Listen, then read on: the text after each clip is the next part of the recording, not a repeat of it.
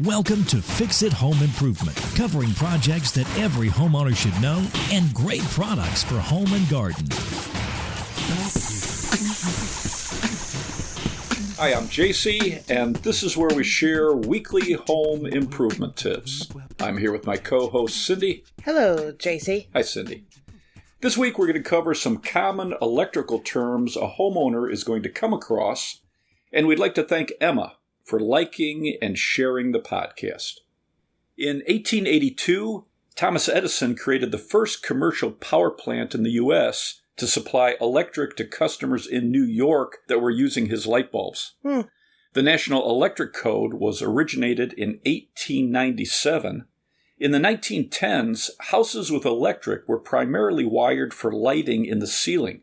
A survey in the 1920s found the average home in the U.S. only had 3 outlets. Wow. What does hot mean? For electrical projects, a hot wire is a wire that's energized and has electric current running through it, or it's a wire that carries the current from the breaker or fuse to your devices, like switches and outlets.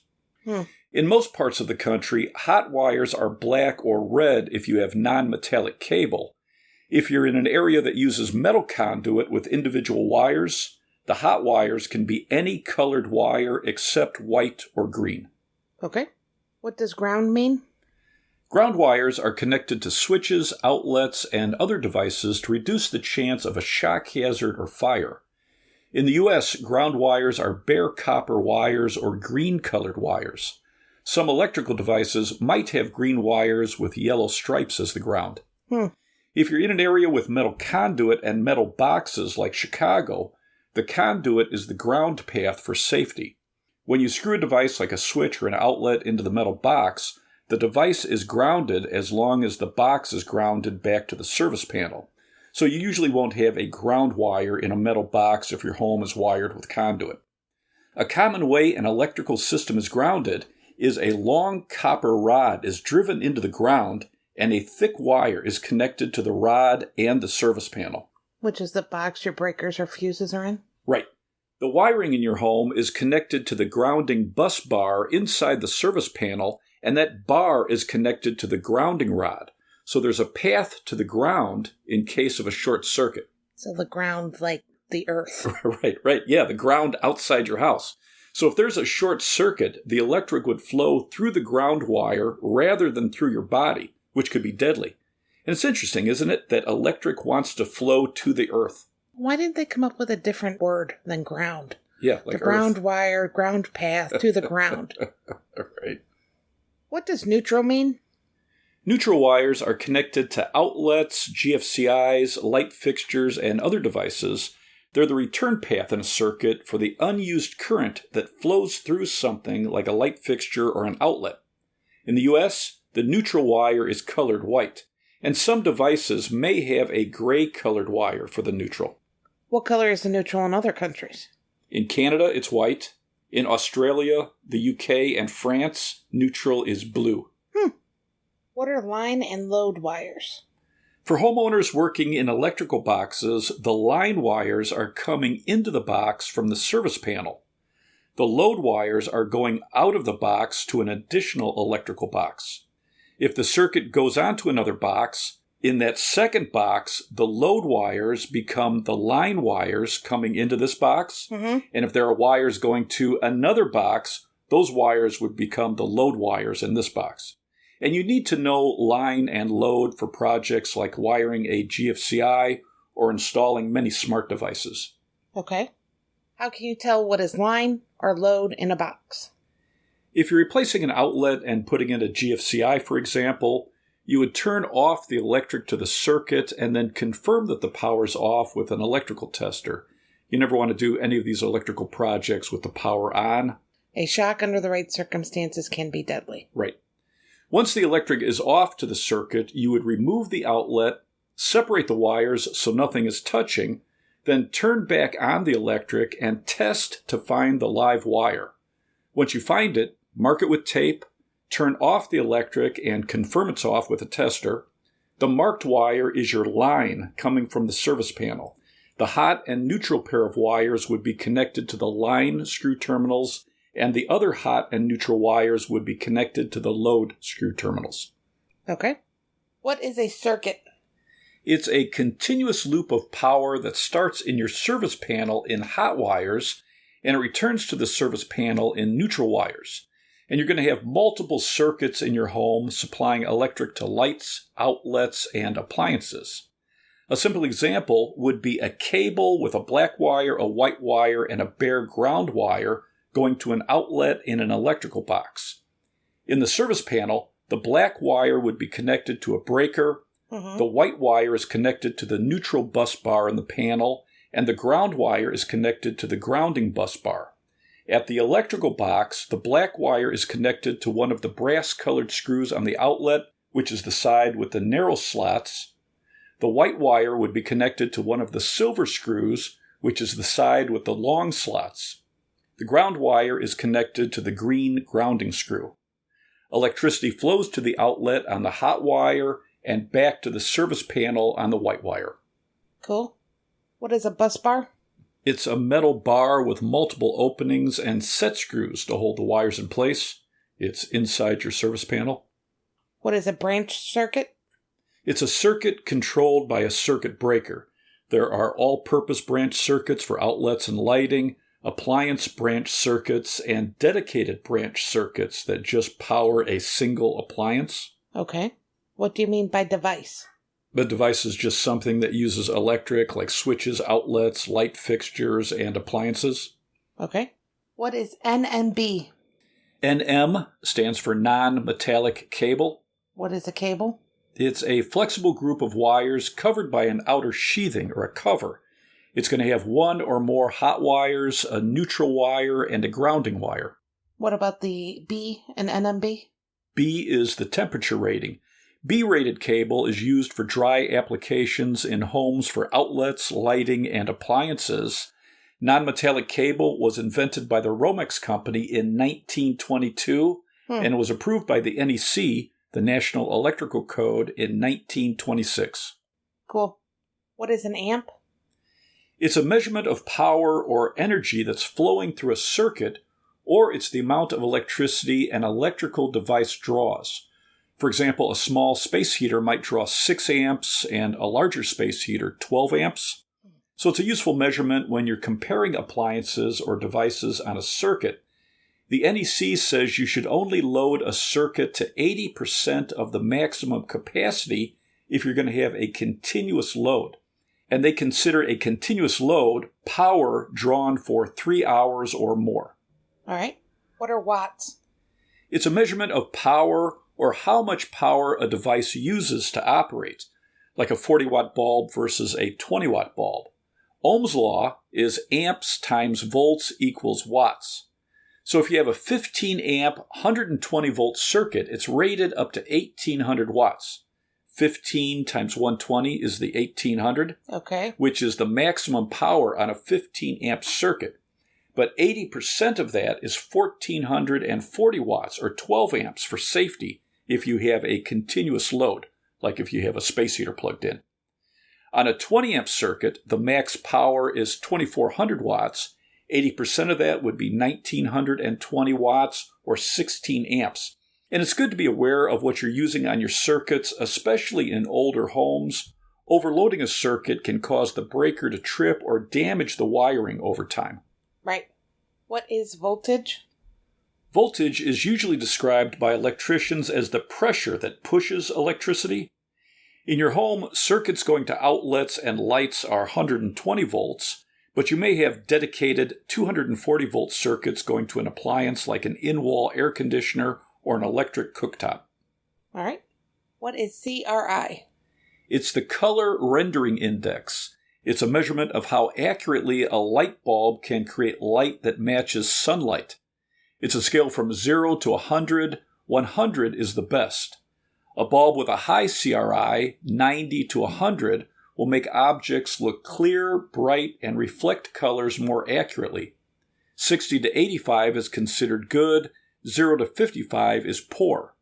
When I took some training from GE Lighting, they said their HD bulbs have a CRI of 90 or higher for the best color rendering and clarity. You'll see the CRI rating on some packaging. Okay. What are lumens? It's the brightness of a light bulb. Light bulbs are going to have a label that shows the lumens. The higher the number, the brighter it's going to be. Common bulbs range from around 200 lumens to 1300 lumens. An old incandescent 25-watt bulb would be about 200 lumens. So not very bright. A 100-watt incandescent bulb would be about 1300 lumens. Super bright. Remember the old days when everyone would pick a light bulb brightness based on watts? Right, and now you can have a bright 1300 lumen bulb that's an LED, and it's only using about 18 watts of energy, where the equivalent incandescent would be using about 100 watts to create the same light output. Mm-hmm. A 1300 lumen CFL would be about 20 watts, a 1300 lumen halogen around 70 watts. So watts is the energy used, not the brightness. Right. What is a receptacle? It's just another name for an electrical outlet that you plug devices into.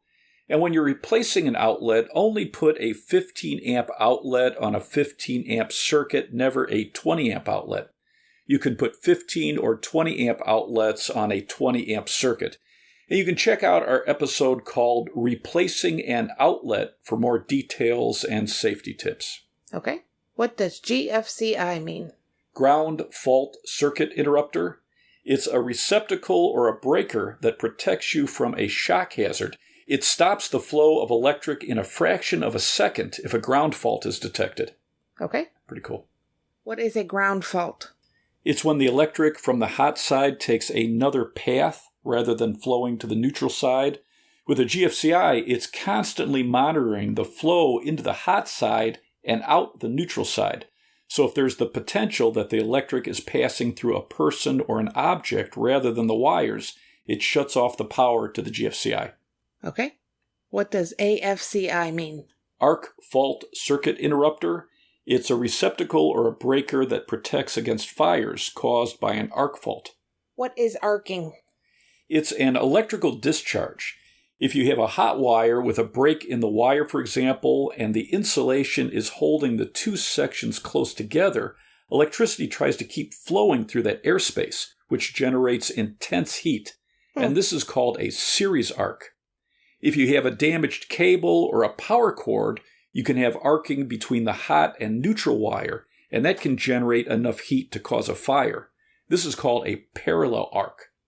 Arc fault protection not only protects against a fire from old or damaged wires behind walls and ceilings, but it also helps protect against a fire caused by a damaged power cord that's plugged into a receptacle.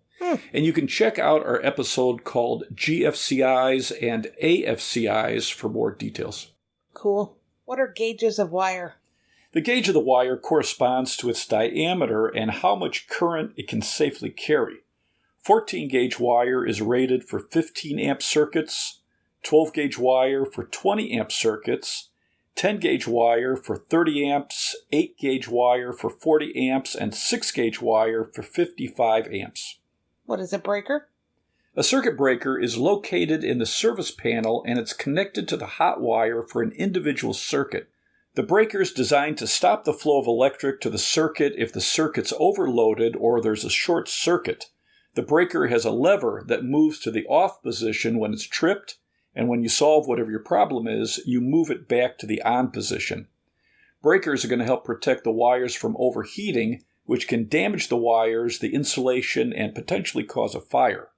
One of the first circuit breakers for a home came out in 1936. Wow. What is a fuse? Before breakers, service panels had fuses. The fuse has a circular body and it's threaded on the bottom to screw into the service panel. There are cartridge-style fuses for high-amp circuits. A common fuse for a home will have a thin metal strip inside the fuse, and that will melt and stop the flow of electric to the circuit if the circuit is overloaded. There's usually a glass window so you can see the melted strip. If the fuse is blown, you would replace it with a new one at the same amps for your wire size. Okay. You've said overloaded a couple times. Okay. What do you mean by that? So you're using too many devices on the circuit. So if you have a 15 amp circuit and have devices that are drawing more than 15 amps on the wires, It can overheat the wires, which can damage the wires, which can be a fire hazard, and it could trip the breaker or blow a fuse. Okay. What does polarized mean? In your home, it usually refers to your outlets and how electricity flows through them or how a lamp socket is wired. A polarized outlet has a narrow slot and a wide slot. The hot wire is connected to a brass screw on the side with the narrow slots. The neutral wire is connected to a silver screw on the side with the wide slots. When you plug something into the outlet, the narrow slot is hot and power travels into the device and leaves the device through the wide slot, which is the neutral side. It makes devices like a lamp safer because if the outlet is wired properly, the power is flowing into the socket on the correct side, and when you turn off the socket, and let's say you're removing the bulb, the socket isn't a shock hazard. Okay. If you were to wire your outlet incorrectly with the hot and the neutral wires reversed, the lamp would still turn on and off at the socket. Right. But if you were to remove the bulb, the inside of the socket would have power even when it's turned off, which can be a shock hazard. Right. To properly polarize a lamp, if you're replacing the lamp cord, the wire that comes from the narrow blade on the plug is connected to the brass screw on the socket, and the wire from the wide blade on the plug is connected to the silver screw on the socket. When you plug it into a polarized receptacle, the lamp is safe when the bulb is removed and the socket is off. Right. Didn't we do a podcast about lamps too? Yes. Excellent episode. What does short circuit mean? A short circuit means that the electricity is taking a different path to get back to the service panel or the ground. It's usually caused when the hot wire comes in contact with the neutral wire, the ground wire, or a grounded part of an electrical box or device. And it can be caused by loose wires or damaged wires. Okay. Do you have anything else to add?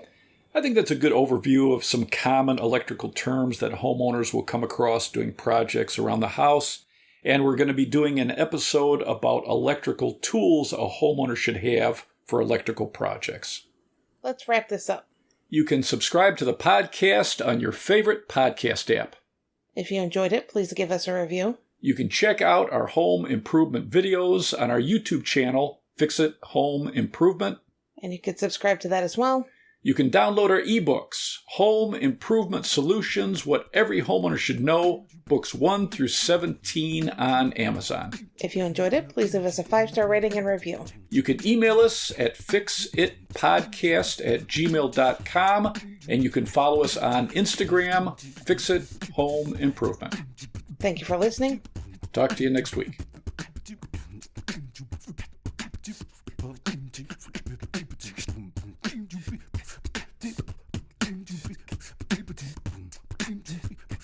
Different.